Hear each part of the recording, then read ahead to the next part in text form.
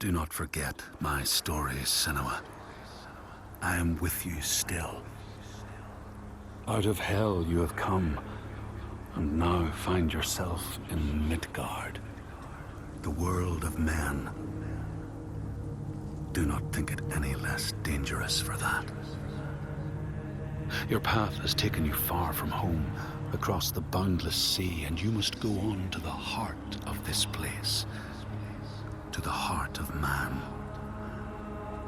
You have seen how the Northmen journey out to conquer, and this is one of their lands, as icy dark as Niflheim, yet as fiery as Muspel.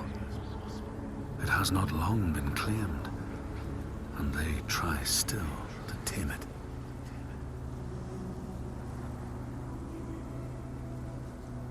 The Skald's verse speaks of a man called Grettir the Strong. A strange and bloody life he led. And it happened in this land you have come to. Listen to his story, Senua, for it may in some small way illuminate your own.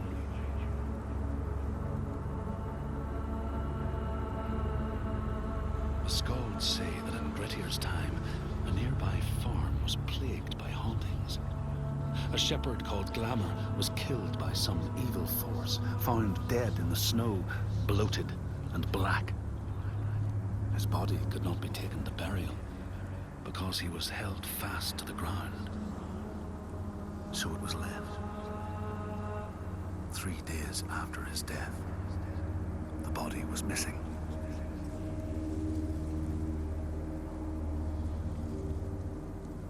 The Skalds tell how the revenant Glamour roamed the settlements, terrifying all those who lived there. Each one he killed, in turn, rose to walk beside him. Thus, evil begets evil. But the man Grettir was proud and overbearing, and thought the Droiger no match for his strength.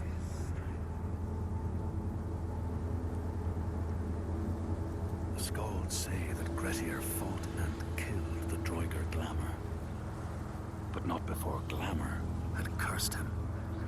His strength would be turned against him, his deeds bring death and exile, and he would be always before Grettir's eyes, making him afraid to be alone.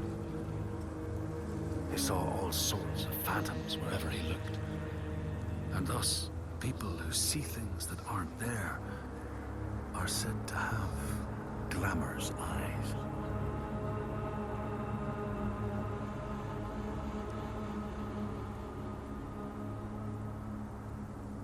The Skalds tell how in the time of Grettir's kinsman Thorgrim, there was a terrible famine. No crops could be grown, and the fish fled the nets. It lasted years, and the people were desperate.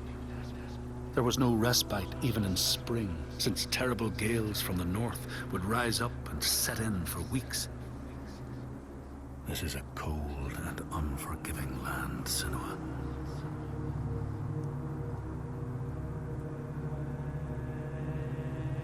In the time of famine, at the place known as Rifskar, Thorgrim found a huge finback whale, beached and dead. His neighbor, Thorfinn, had already found it and was in the process of flensing it. But Thorgrim claimed it as his own. Thorfinn said he would not give it up without a fight. If that's what you want, Thorgrim said, let it be so. And he launched a blow at Thorfinn, cutting off his head in one strike.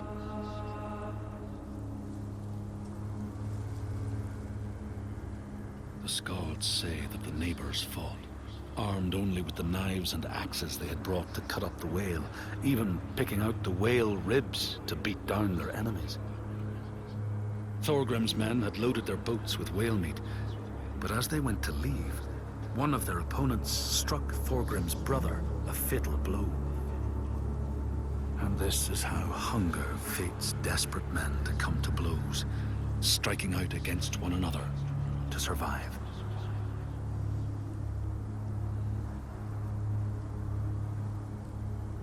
The Skalds speak of the time Grettir, traveling with some others, ran into rough weather and docked their boat on an island. They had not brought fire with them, and the merchants complained bitterly. Seeing a great fire blazing on the other side of the strait, Grettir said he would swim over to fetch it. He took off his clothes and struck out across the water, wearing nothing but a cloak.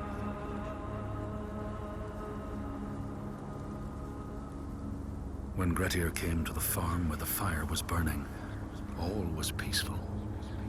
By the time he reached them, his cloak was frozen stiff, and he looked like nothing more than some huge troll. The frightened farmhands struck out at him with the first things to hand, the burning logs from the fire. Grettir fought them off and got the fire he sought. But the sparks from the logs spread fire all over the house, and nobody survived the blaze.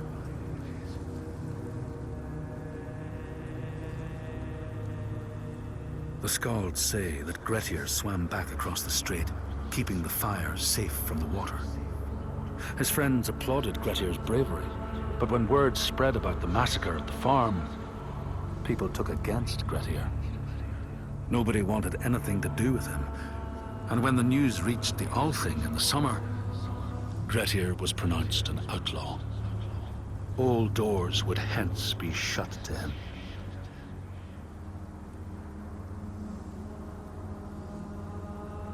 The Skalds speak of how Grettir, now an outlaw, took rest on the island of Haramsoi with a man called Audun.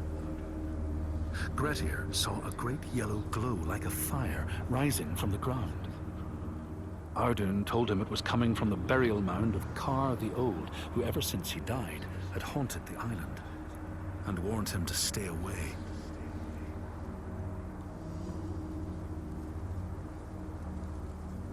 The Skalds say Grettir wanted the sword that was buried in Kar's howe, and would not be deterred from seeking it. He broke the mound open and started digging until he reached the timber props. By this time it was night. Audun warned him again not to continue, but Grettir threw down a rope and went inside the mound. No light penetrated it, and it reeked of death. But he persisted in exploring.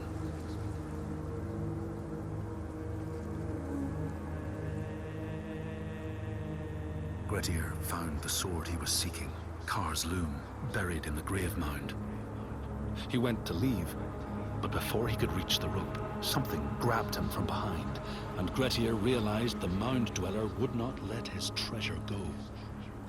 The two fought ferociously until Grettir got the advantage and chopped off the revenant's head. But Kar's loom would prove his undoing, fated to be the sword that killed him.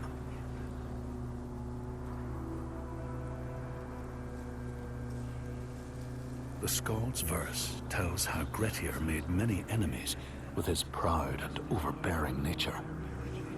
Always quick to anger, his strength and fighting prowess meant that even the most trivial of quarrels met a fatal end. The kinsmen of those he killed or maimed were angry, and because he was an outlaw, no one was allowed to help him.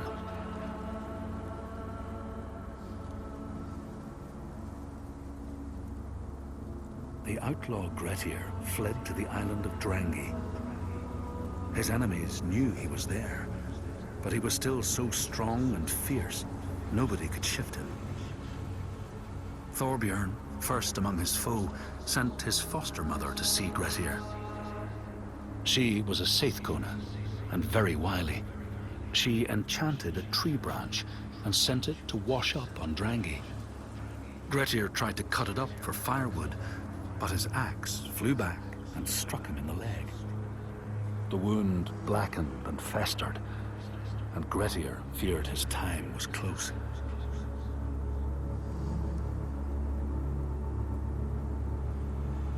The Skalds say Grettir, wounded by Seidr, was now so weak it was possible for his enemies to defeat him.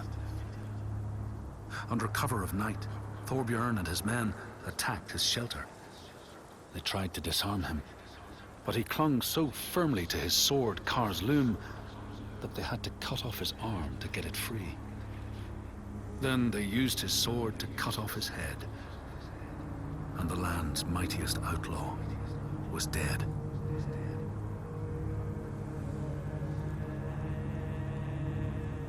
As the Droigar glamour had predicted, all Grettir's brave and fine deeds brought him misery.